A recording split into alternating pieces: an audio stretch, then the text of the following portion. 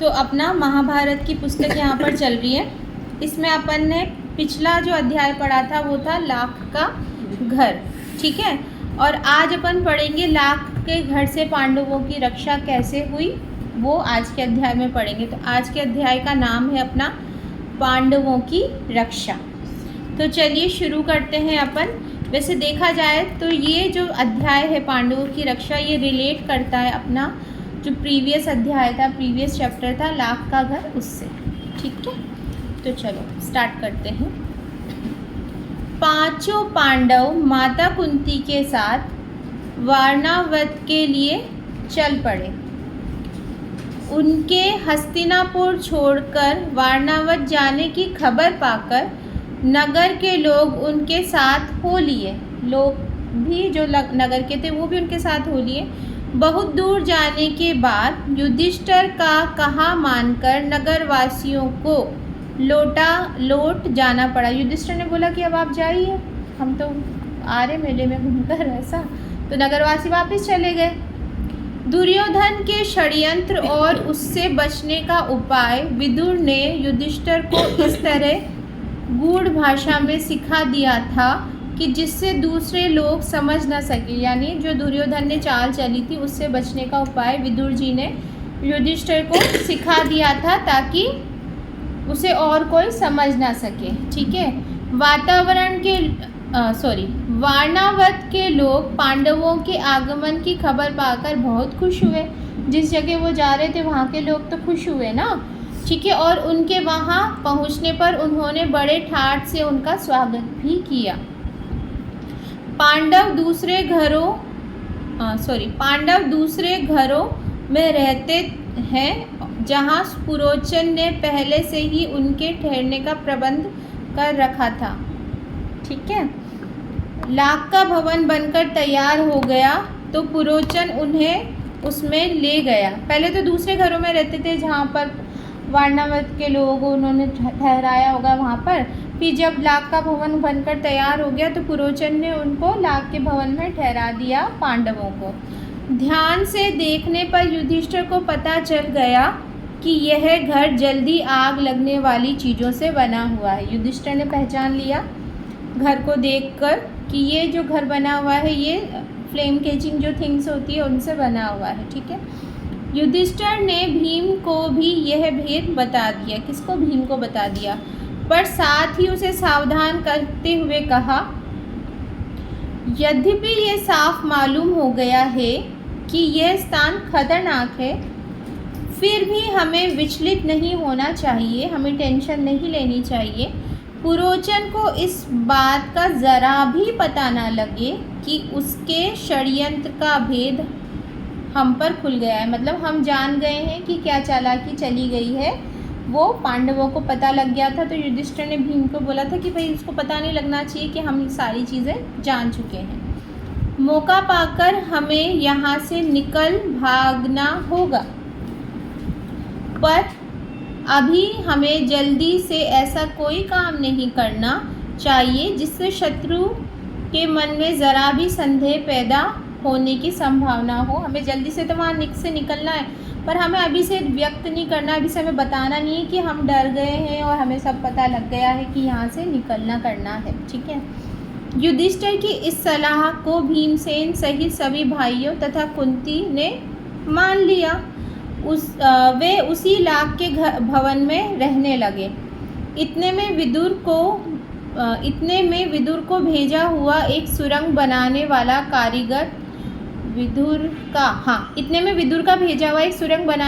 कारीगर वारणावत के नगर में आ पहुंचा। यानी सुरंग टनल बनाने वाला एक मिस्त्री कारीगर वहाँ पर आ गया, विदुर जी ने भेजा था, ठीक है। उसने एक दिन पांडवों को अकेले में पाकर उन्हें अपना परिचय देते हुए कहा, कारीगर ने, आप लोगों की भलाई के लिए हस्तिनापुर से रवाना होते समय विदुर ने युधिष्ठिर से सांकेतिक भाषा में जो कुछ कहा था वह बातें मैं जानता हूँ। विदुर जी ने जो आपको साइन लैंग्वेज में जो चीज़ें समझा दी थी युधिष्ठिर जी को, तो वो मैं जानता हूँ, कारीगर बोल रहा है। यही मेरे सच्चे मित्र होने का सबूत है। कि जो विदुर जी जो साइन लैंग्वेज जानते हैं वो मैं भी जानता हूँ, ये मैं विदुर जी का सच्चा मित्र हूँ। ठीक है, आप मुझ पर भरोसा रखें, मैं आप लोगों की रक्षा का प्रबंध करने के लिए ही आया हूँ, कारीगर ने बोला। टनल बनाने के लिए जो आया था ना। इसके बाद वह कारीगर महल में पहुँच गया और गुप्त रूप से कुछ दिनों में ही उसने एक सुरंग बना दी।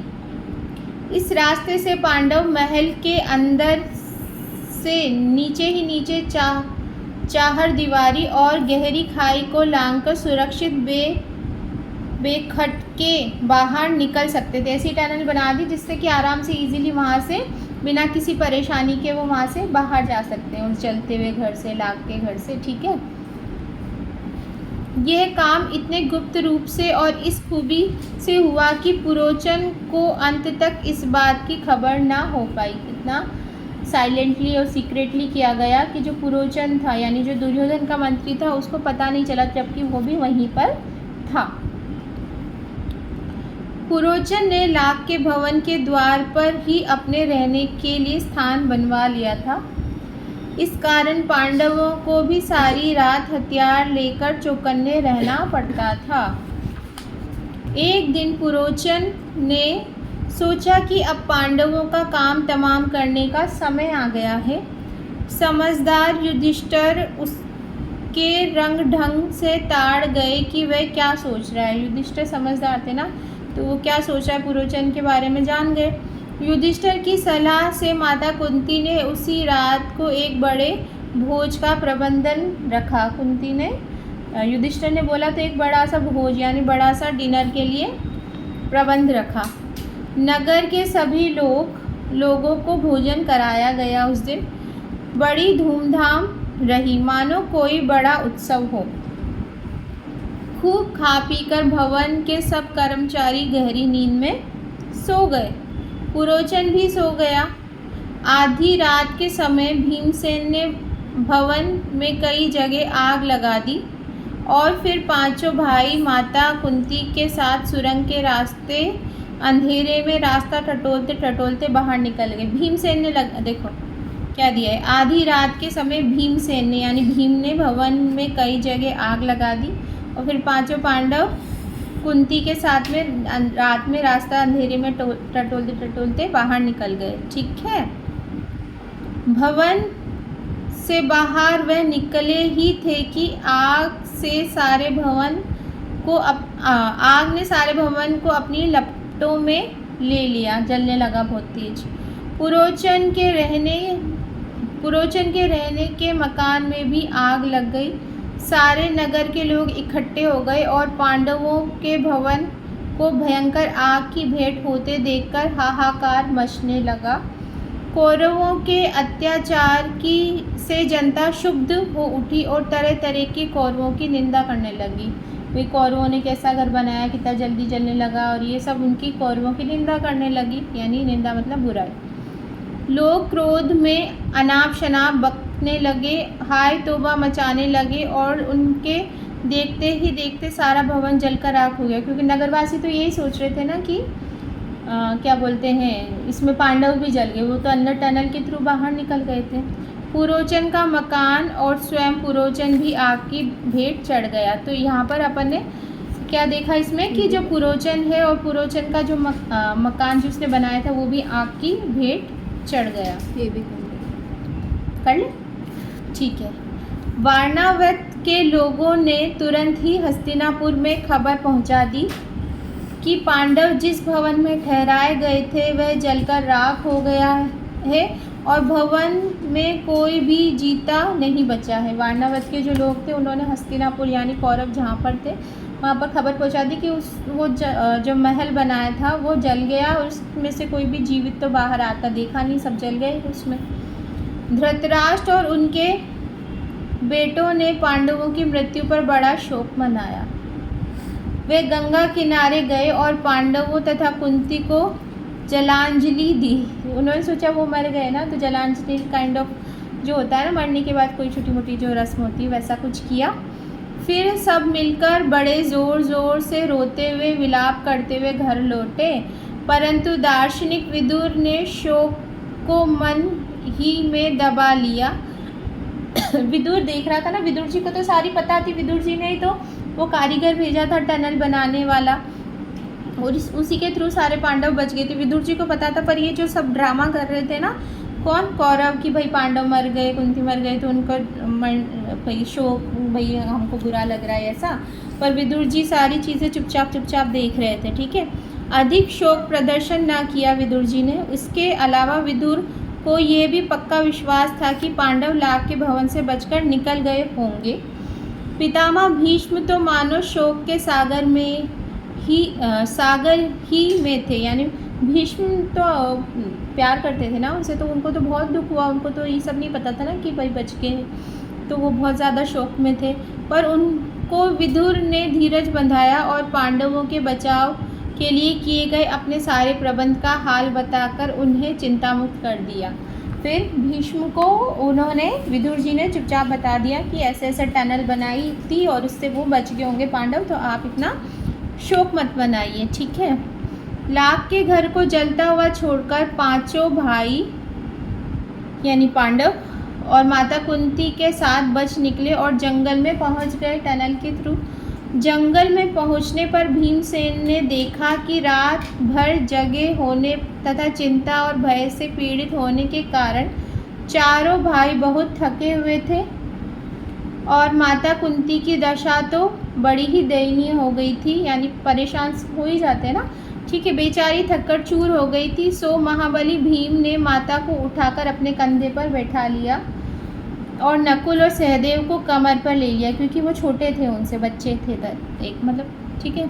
युधिष्ठिर और अर्जुन को दोनों हाथों में पकड़ लिया और वह एक जंगली रास्ते से उन्मत्त हाथी के समान झाड़ झंखाड़ और पेड़ों पौधों को इधर उधर हटाता व रोनता हुआ तेजी से चलने लगा। यानी बड़ा पावरफुल था भीम। अपनी माँ को सर पे बिठा लिया, दोनों भाई को, छोटे वाले को नकुल सहदेव को कमर पे बिठा लिया, और जो अर्जुन और युधिष्ठिर को हाथ में, हाँ, तो इस तरीके से सबको, जैसे हाथी मदमस्त चलता है वैसे बड़ा सा चलने लगा। और ठीक है, जब वह सब गंगा के किनारे पहुँचे तो वहाँ विदुर की भेजी हुई एक नाव उनको मिल गई।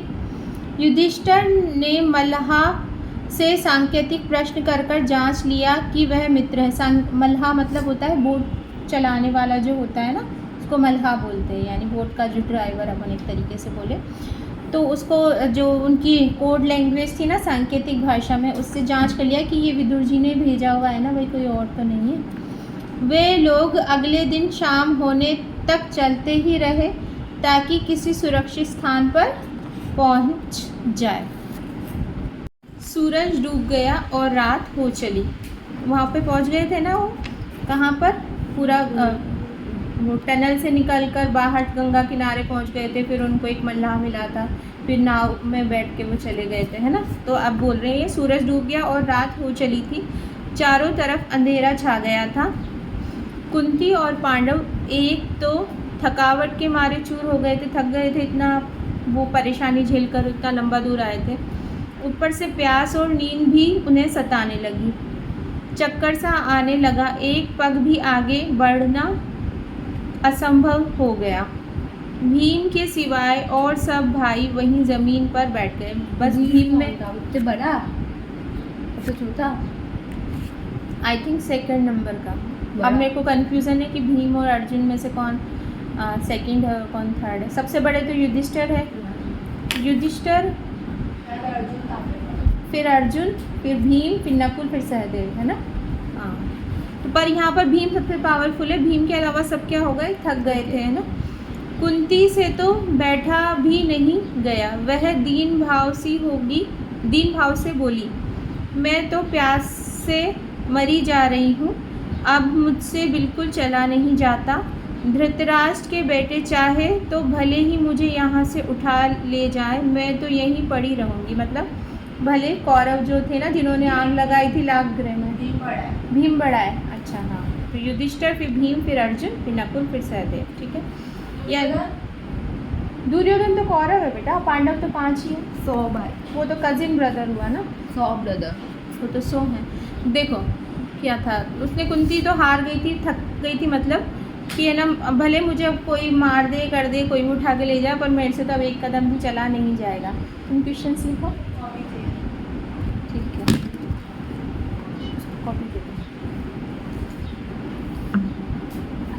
यह कहकर कुंती वहीं ज़मीन पर गिरकर बेहोश हो गई। ठीक है। माता और भाइयों का ये हाल देखकर शोक के मारे भीमसेन का हृदय दग्ध हो गया, यानी कि भाई परेशान हो रहे सब, तो वो भी परेशान सा हो गया, भीम भी। वह उस भयानक जंगल में बेधड़क घुस गया और इधर उधर घूम घाम कर उसने एक जलाशय का पता लगा ही लिया। सब लोग तो बैठ गए थकान के मारे। भीम उठकर गया और जलाशय मतलब पानी पीने के लिए कोई तालाब नदी वगैरह का उसने पता लगाया, क्योंकि सब थक गए थे, पानी वानी भी पीना था। ये है भीम। उसने पानी लाकर माता व भाइयों की प्यास बुझाई। भीम ने पानी पीकर चारों भाई और माता कुंती ऐसे सोए कि उन्हें अपनी सुध बुध तक ना रही, और कुछ भी याद नहीं रहा, कुछ भी ध्यान नहीं रहा, बेहोश से निढाल होकर सो गए। अकेला भीमसेन मन ही मन कुछ सोचता हुआ चिंतित भाव में बैठा रहा। पांचों भाई माता कुंती को लिए उनके विघ्न बाधाओं का सामना करते और बड़ी विघ्न बाधा मतलब परेशानियों का सामना करते हुए बड़ी मुसीबत झेलते हुए उस जंगली रास्ते में आगे बढ़ते ही चले गए। फिर बाद में पांचों भाई क्या हुआ, सारी परेशानियों का सामना करते हुए आगे बढ़ते हुए चले गए। वे कभी माता को उठाकर तेज चलते, कभी थके मांदे बैठ जाते, थके मांदे मतलब थकान से बैठ जाते, कभी एक दूसरे से होड़ लगाकर रास्ता पार करते, मतलब जल्दी जल्दी कंपटीशन में कि कौन पहले पार करता है, इस तरीके से। वे ब्राह्मण ब्रह्मचारियों का वेश धरकर एक चक्रा नगरी में जाकर एक ब्राह्मण के घर रहने लगे, क्योंकि वो वहाँ से वारणावत से लाक्षागृह से बचकर आए थे ना, तो अभी वो अपना राज नदी में पहुँच राज रिवील नहीं कर रहे थे ना, नदी पर गए, नदी से एक वो नाविक ने उनको ड्रॉप कर दिया एक जंगल में, वहाँ पर नदी पार करा दी। फिर वो अपना वेश चेंज कर लिया, उन्होंने ब्राह्मणों का वेश बना लिया सबने, क्योंकि अभी वो अपना डिस्क्लोज नहीं कर रहे थे कि हम बच गए लाक्षागृह से।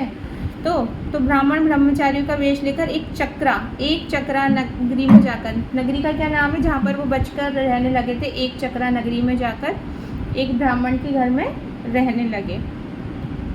माता कुंती के साथ पांचों पांडव एक चक्रा नगरी में भिक्षा मांगकर अपना गुजर कर भीख मांगकर, खाने पीने की चीज़ें मांगकर अपनी गुजर कर के दिन बिताने लगे। भिक्षा के लिए जब पांचों भाई निकल जाते तो कुंती का जी बड़ा बेचैन हो उठता था। वह बड़ी चिंता से उनकी बाट जोहती रहती थी, यानी उनका इंतज़ार करती रहती थी, वेट करती रहती थी जब वो भिक्षा ले ले। जैसे वर्क करने जाते हैं, अपना ऑफिस जाते हैं, तो फिर वेट करते हैं ना घर पे, वैसे वेट करती रहती थी। उनके लौटने में ज़रा भी देर हो जाती तो कुंती के मन में तरह तरह की आशंकाएं उठने लगती कि भाई किसी ने कुछ कर तो नहीं दिया या कुछ भी। ठीक है। पांचों भाई भिक्षा में जितना भोजन लाते कुंती उसके 2 हिस्से कर देती, एक हिस्सा भीमसेन को देती, जितना भी भोजन आता उसके 2 पार्ट्स करती, एक पूरा पार्ट भीमसेन में भीम को देती और बाकी आधे में से 5 हिस्से कर जिसमें से 4 बेटे बाकी के बच्चे जो और खुद खाती थी, यानी जितना भी भोजन आता था उसका हाफ पोर्शन 50% भीम खाता था। भीम इतना खाता था? हाँ, तो भी देता बोलता है,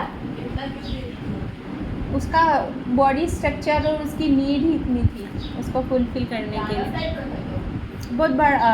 अभी हमने जस्ट पिछला देखा था ना कि सब थक गए थे, तो भीम अपने 2 भाइयों को तो कंधे पर अपनी माँ को भीम था क्या उठाकर और ऐसे लाया था ना, तो उसका मतलब उसको नीड थी ज़्यादा भोजन की, तो आधा टोटल का आधा हिस्सा भीम, बाकी जो बाकी 5 बचे वो लोग खाते थे। ठीक है। तिस पर भी भीम 40% फिर भी सुनो, तिस पर भी भीमसेन की भूख नहीं मिटती थी। 50% टोटल खाने के बाद भी भीमसेन भूखा ही रहता था, मतलब फिर भी वो उसका पेट फुलफिल नहीं होता था। हमेशा ही भूखा रहने के कारण वह दिन प्रतिदिन दुबला होने लगा। भीमसेन का ये हाल देखकर कुंती और युधिष्ठिर बड़े चिंतित रहने लगे।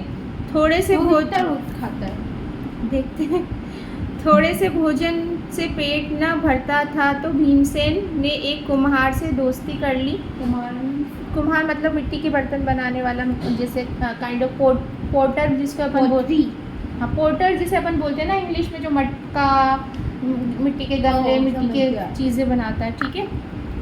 उससे दोस्ती कर ली। उसने मिट्टी आदि खोदने में मदद कर उसको खुश कर दिया, क्योंकि उसमें बहुत पावर थी ना, तो वो कुम्हार के लिए मिट्टी खोद देता था, तो जल्दी जल्दी बहुत सारी मिट्टी उसके लिए कलेक्ट कर देता था, जिससे वो बर्तन बना पाता था मिट्टी के। कुम्हार भीम से बड़ा खुश हुआ और एक बड़ी भारी हांडी बनाकर उसको दी, बड़ी सी मटका सा बनाकर उसको दिया। भीम उसी हांडी को लेकर भिक्षा लेने के लिए निकलने लगा। बड़ा बर्तन में भिक्षा लेने निकलने लगा, भीख मांगने, जिसमें खाने, वहाँ पे जनरली पहले के टाइम में भिक्षा में खाने की चीज़ें देते थे बनाओ, ठीक है। हाँ, उसका विशाल शरीर और उसकी ये विलक्षण हांडी देखकर बच्चे तो हंस हंस कर उस पर लोटपोट हो जाते थे, ठीक है। नीचे तो कितना बड़ा होता था साइज, तो मैंने भी नहीं देखा ना, मैं थोड़ी एक दिन चारों भाई भिक्षा के लिए गए। अकेला भीमसेन ही माता कुंती के साथ घर पर रहा। बाकी के जो चार है, लाइक युधिष्ठिर, अर्जुन, नकुल, सहदेव, वो तो गए भिक्षा लेने, और भीमसेन अपनी माँ के पास रह गया घर पर। इतने में ब्राह्मण के घर के भीतर से बिलक बिलक कर रोने की आवाज़ आई। जिनके यहाँ पर वो स्टे कर रहे थे ना, एक ब्राह्मण के घर में रहने लगे थे, तो वहाँ से उस ब्राह्मण के घर से रोने की आवाज़ आई। अंदर जाकर देखा कि ब्राह्मण और उसकी पत्नी आंखों में आंसू भरे सिसकियाँ लेते हुए एक दूसरे से बातें कर रहे हैं। रोते रोते एक दूसरे से बातें कर रहे थे, जो ब्राह्मण और ब्राह्मणी थे। ब्राह्मण बड़े दुखी हृदय से अपनी पत्नी से कह रहा था, कितनी ही बार मैंने तुम्हें समझाया कि इस अंधेर नगरी को छोड़कर कहीं और चले जाए, पर तुम नहीं मानी। यही हट करती रही कि यह मेरे बाप दादा का गांव है, यहीं रहूँगी। बोलो अब क्या कहती हो? अपनी बेटी की भी बलि कैसे चढ़ा दूँ? बेटी की भी बलि कैसे चढ़ा दूँ? उसको मारने के लिए दे दूँ? बलि चढ़ाना यानी उसको मार दिया जाता था पहले के टाइम में, कोई भी ऑफर करना, लाइक किसी, जैसे गॉडेस हुई कोई काली माता, या किसी की भी मतलब काइंड ऑफ बलि दी जाती थी। वैसे जैसे अपन देखते हैं ना, यहाँ जाते हैं कामाख्या टेम्पल जाते हैं ना अपन गुवाहाटी में, तो हम तो जाते ही रहते हैं वैसे, तो वहाँ पर है ना, ये कुछ कोई से टाइम पर वहाँ पर मंदिर में जहाँ पर एंटर करते हैं ना, वहीं पास में 2 भैंसे और 2 बकरों के सर रखे रहते हैं वहाँ पर, और उनके नीचे से मिट्टी के बॉल में खून भरा हुआ रहता है, तो वहाँ पर बलि दी जाती है। अब बलि वाली जगह भी उसके नियरेस्ट है, पर बलि देते हुए कभी नहीं देखा, बस वहाँ पे रखे रहते हैं। उनके यहाँ से थोड़ा सा खून भी फ्लो होता रहता है, और वो कटोरे से भरे रहते हैं। वो लोग खाने में क्या क्या कुछ मिलाते हैं, ठीक है। वो लोग वो जो होता है ना, रात का चढ़ाने के लिए, भगवान को चढ़ाने के लिए खाने में कुछ मिलाते हैं लोगों के। जब होटल में लोग खाने जाते हैं तो कुछ मिलाते हैं, वो लोग का कुछ रिएक्शन हो जाता है, वो लोग मर जाते हैं, तो वो फिर वो लोगों को ऑफर करते हैं।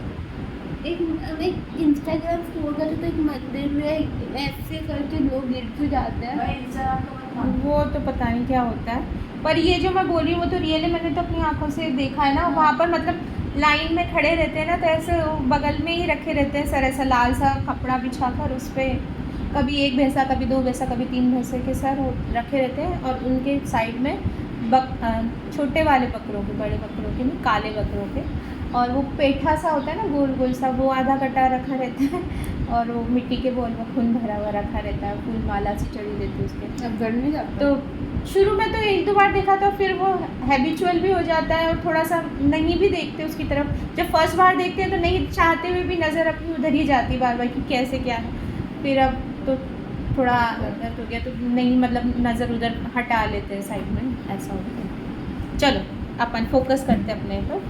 तो वो दोनों जो ब्राह्मण और ब्राह्मणी थी, वो कन्वर्सेशन कर रहे थे और रो रहे थे कि भाई यहाँ से चलें। तो वो बोल रहा था ब्राह्मण, अपनी बेटी को की भी बलि कैसे चढ़ा दूँ, और पुत्र को कैसे काल कवलित होने दूँ। काल कवलित मतलब कि मरने दूँ, काल कवलित मतलब कि मरना, ठीक है। यदि मैं शरीर त्यागता हूँ तो फिर इन अनाथ बच्चों का भरण पोषण कौन करेगा। मतलब किसी एक पर्सन की बलि देनी थी, या तो बेटे की या बेटी की या खुद की, उस घर में से जानी थी। हाय मैं अब क्या करूँ, और कुछ करने से तो अच्छा। 5 भाई से कोई बलि दिया था तुमने? अभी देखते हैं। हाय मैं अब क्या करूं, और कुछ करने से तो अच्छा उपाय ये है कि सभी एक साथ मौत को गले लगा लें। कि भाई मैं मरूंगा तो उनका कौन ध्यान रखेगा, बच्चे बच्चे मरेंगे तो माता पिता कैसे वो रहेंगे ना। तो ऐसा करते हैं कि सभी एक साथ मौत को गले लगा लेते, यही अच्छा होगा। कहते कहते ब्राह्मण सिसक कर रो पड़ा, मतलब बहुत तेज़ी से रो पड़ा। ब्राह्मण की पत्नी रोती रोती बोली, प्राणनाथ मतलब हस्बैंड को संबोधित करते हुए बोली, मुझे मरने का कोई दुख नहीं है। मेरी मृत्यु के बाद आप चाहे तो दूसरी पत्नी ला सकते हैं, यानी मैं मर जाती हूँ फिर आप दूसरी शादी कर लीजिएगा। अब मुझे प्रसन्नतापूर्वक आज्ञा दे ताकि मैं राक्षस का भोजन बनूं। अच्छा, यहाँ पर राक्षस लेता था बलि, लाइक कोई राक्षस था। यहाँ पे इमेज भी गिवन है ना अपन को, वो है ना, मतलब एक पर्सन पर डे खाता होगा, ऐसा कुछ है, अभी आगे आ जाएगा अपन में। तो खाता होगा तो उसको चाहिए होगा बलि, यानी ऐसा कुछ रूल रेगुलेशन बना दिया होगा। तो भाई हाँ, पूरा उस गांव को बचाने के लिए वो डील कर ली होगी ना राक्षस से कि भाई पर डे तुम्हें एक पर्सन मिलेगा गांव से। तो उस दिन उनके घर का नंबर होगा कि उस घर से एक पर्सन जाना है उसके भोजन के लिए, उसके खाने के लिए। तो क्या बोल रही है, ताकि मैं राक्षस का भोजन बन सकूं। तो मुझे जाने दो, बाकी मेरे जाने के बाद तो किसी को कोई फ़र्क नहीं पड़ेगा। बच्चे ज़िंदा रहेंगे, आप ज़िंदा रहोगे, बच्चे अनाथ नहीं होंगे, आप दूसरी शादी कर लेना। ऐसा सब वो उसको बोल रही है ब्राह्मण को। अब आगे अपन कंटिन्यू करते हैं। पत्नी की ये व्यथा भरी बातें सुनकर ब्राह्मण से न रहा गया। वह बोला, प्रिय, मुझसे बड़ा दुरात्मा और पापी कौन होगा जो तुम्हें राक्षस की बलि चढ़ा दे और खुद जीवित रहे। भाई मेरे से बुरा तो फिर कोई पर्सन होगा ही नहीं कि भाई तुमको तो मैं राक्षस को दे दूँ और मैं जीवित रहूँ। ठीक है। माता पिता को इस तरह बातें करते देख ब्राह्मण की बेटी से ना रहा गया। फिर वो जो ब्राह्मणी बातें कर रहे थे ना, उनकी बेटी बोली बीच में। उसने करुण स्वर में से कहा, पिताजी अच्छा तो ये है कि राक्षस के पास मुझे भेज दे। सबको इस तरह रोते देखकर ब्राह्मण का नन्हा सा बालक पास ही पड़ी हुई सूखी लकड़ी हाथ से लेकर घुमाता हुआ बोला, ये राक्षस को तो मैं ही इस लकड़ी से इस तरह जोर जोर मार डालूंगा। मतलब फिर वो बच्चा, उस ब्राह्मण और ब्राह्मणी के 2 बच्चे थे, एक बेटी थी एक बेटा था। तो माता पिता की कन्वर्सेशन सुन के बेटी बोली कि मुझे भेज दो मैं राक्षस के पास। फिर वो सुनकर उसका जो छोटा बेटा था, वो तो छोटा ही था, ज़्यादा समझता नहीं था, तो वो बोला कि उस राक्षस को तो मैं ही इस लकड़ी से जोर जोर से मार डालूंगा, कि मैं उस राक्षस की पिटाई कर दूंगा, मैं उसको ख़त्म कर दूंगा। उसको तो ज़्यादा पता नहीं होता ना कि राक्षस पावरफुल होता है ऐसे वैसे। चल आगे। कुंती खड़ी खड़ी यह सब देख रही थी, जो उनकी सबकी ये इतनी बड़ी जो कन्वर्सेशन चली ना, ये दोनों कुंती और भीमसेन देख रहे थे एक्चुअली देखा जाए तो। अपनी बात कहने पर उसने ठीक मौका देख रही थी। अपनी बात कहने का उसने ठीक मौका देखा। वह बोली, हे ब्राह्मण, क्या आप कृपा करके मुझे बता सकते हैं कि आप लोग के इस असमय दुख का क्या कारण है, कि एक्चुअली में आप सब इस तरीके की कन्वर्सेशन क्यों कर रहे हैं, क्यों राक्षस ले जाया जा रहा है, इसका मतलब एक्चुअल ग्राउंड क्या है चीज़ का, आपकी बात का। तो ब्राह्मण ने कहा, देवी सुनिए, इस नगरी के समीप एक गुफा है, यानी ये जो एक चक्रा नगरी है उसके नियरेस्ट एक गुफा है, केव बनी हुई है, जिसमें बक नामक एक अत्याचारी राक्षस रहता है। कौन सा राक्षस? बक नामक एक अत्याचारी राक्षस रहता है।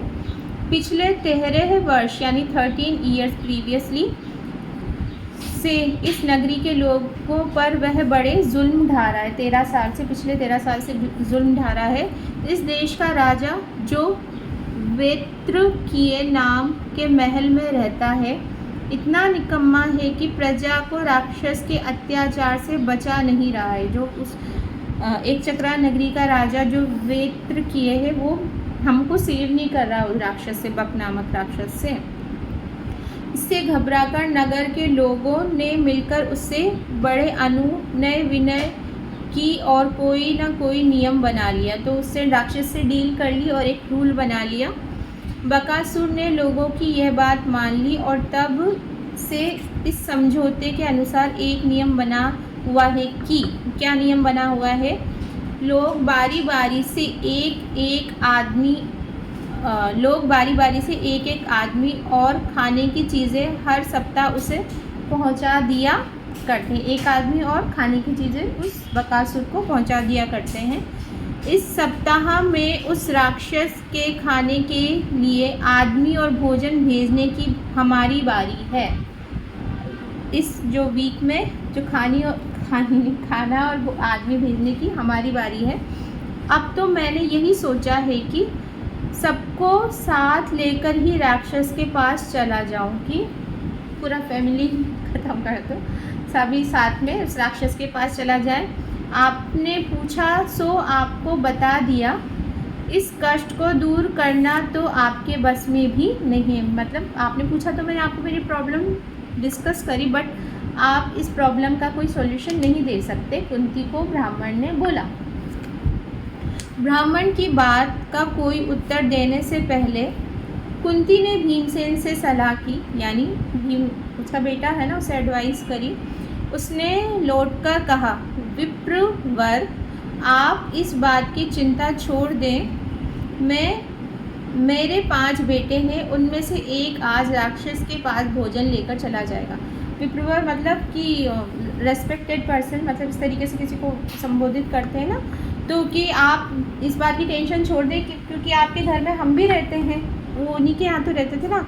तो मेरे जो 5 बेटे हैं उसमें से एक पर्सन राक्षस के पास भोजन लेकर चला जाएगा, और जो भोजन लेकर जाएगा उसी को वो उस भोजन प्लस उसको भी खाएगा राक्षस बकासुर, है ना। तो उसी बात पे डिस्कशन चल रहा है। फिर सुनकर ब्राह्मण चौंक पड़ा और बोला, आप भी कैसी बात कहती हैं? आप हमारी अतिथि हैं, यानी आप तो हमारे यहाँ पर एज ए गेस्ट रह रही हैं, तो हमारे घर में आश्रय लिए हुए हैं। आपके बेटे को मौत के मुंह में मैं भेजूँ, ये कहाँ का अन्याय है? मुझसे ये नहीं होगा कि आप तो हमारे यहाँ पे अतिथि के तरह रह रही है हमारे घर में आश्रय लेके, तो मैं आपके बेटे को तो नहीं भेज सकता, ये तो अन्याय हुआ, ऐसा गलत काम तो मैं नहीं करूँगा। कुंती को डर था कि यदि यह बात फैल गई तो दुर्योधन और उनके राक्षसों कुंती को ये डर था कि यदि ये बात फैल गई तो दुर्योधन और उनके साथियों को पता लग जाएगा कि पांडव एक चक्रा नगरी में छिपे हुए हैं।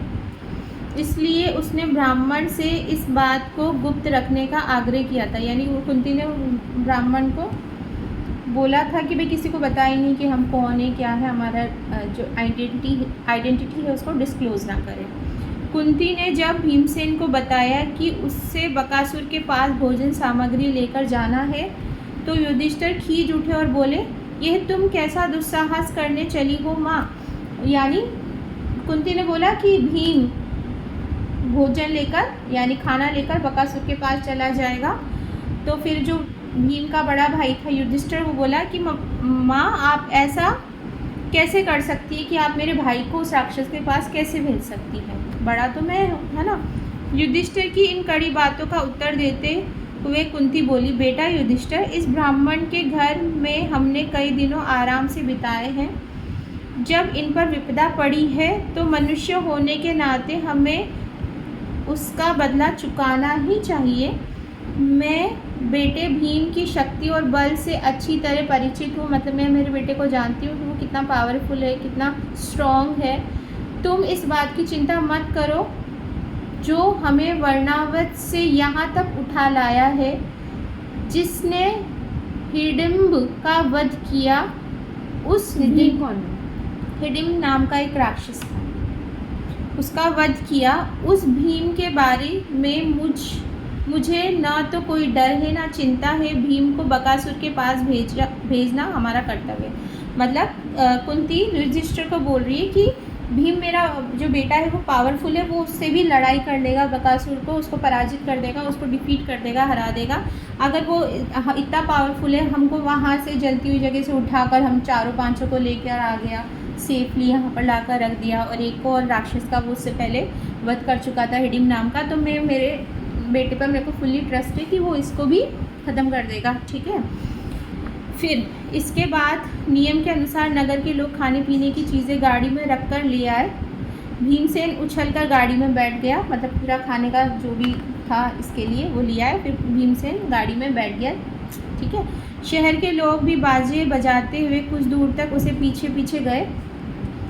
एक निश्चित स्थान पर लोग रुक गए और अकेला भीम गाड़ी दौड़ाता हुआ आगे चला गया।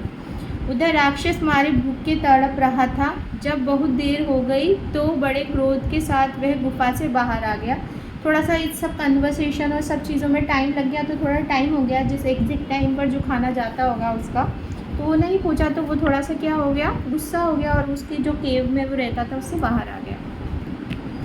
देखता क्या है कि एक मोटा सा मनुष्य बड़े आराम से बैठा हुआ भोजन कर रहा है, यानी भीम के लिए बोल रहा है।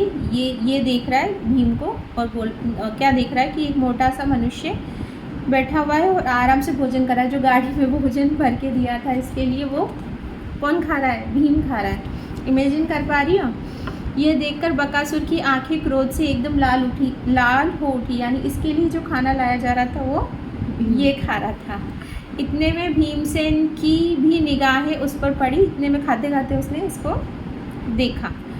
उसने हंसते हुए उसका नाम लेकर पुकारा। भीमसेन की ये ढिठाई देखकर राक्षस गुस्से से भर गया और तेजी से भीमसेन पर झपटा। इसका नाम लेकर उसने पुकारा हंसते हुए, और तो इसको और गुस्सा आ गया और वो उसके ऊपर इसके ऊपर झपटा। भीमसेन ने बकासुर को अपनी ओर आते हुए देखा तो उसने उसकी तरफ पीठ फेर ली।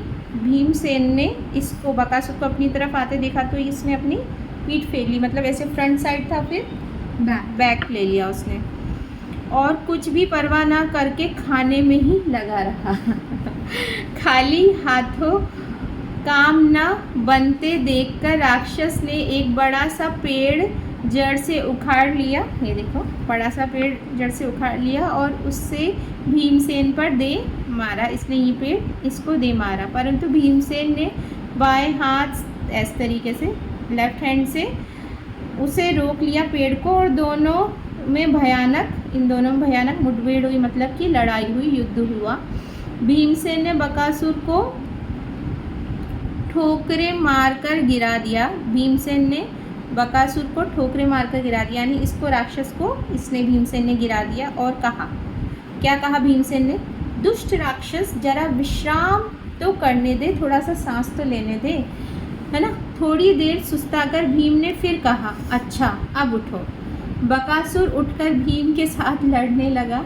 भीमसेन ने उसको ठोकरे लगाकर फिर गिरा दिया। ठोकर मतलब पाँव से, ठोकर का मतलब समझती हो ना, पाँव से मार कर उसे फिर गिरा दिया।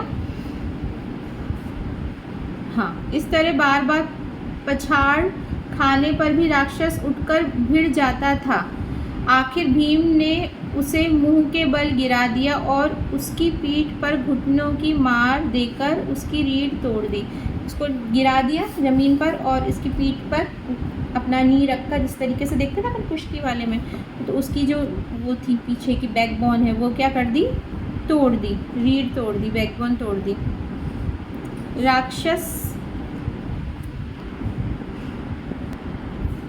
राक्षस पीड़ा के मारे चीख उठा, क्योंकि उसकी बैकबोन तोड़ दी ना बकासुर, यानी वो चीख उठा और उसके प्राण पखेरु उड़ गए। यहाँ पर ये मुहावरा है, प्राण पखेरु उड़ जाना, यानी मर जाना, ठीक है ना। भीमसेन अपनी गलत बोल दिया, प्राण पखेरु उड़ गए, वो मर गया राक्षस। भीमसेन उसकी लाश को, यानी इस बकासुर की जो डेथ बॉडी है उसको लाश को घसीट लाया और उसे नगर के फाटक पर जाकर पटक दिया। जो मेन जो उसका जो नगर था, क्या नाम था नगर का, एक चक्रा नगरी के मेन गेट पर जाकर पटक दिया उसने, ठीक है। और फिर उसने घर आकर माँ को सारा हाल बताया और सारा जो भी हुआ इंसिडेंट सारा बताया। तो अपना जो ये चैप्टर है पांडवों की रक्षा यहाँ पर ख़त्म होता है।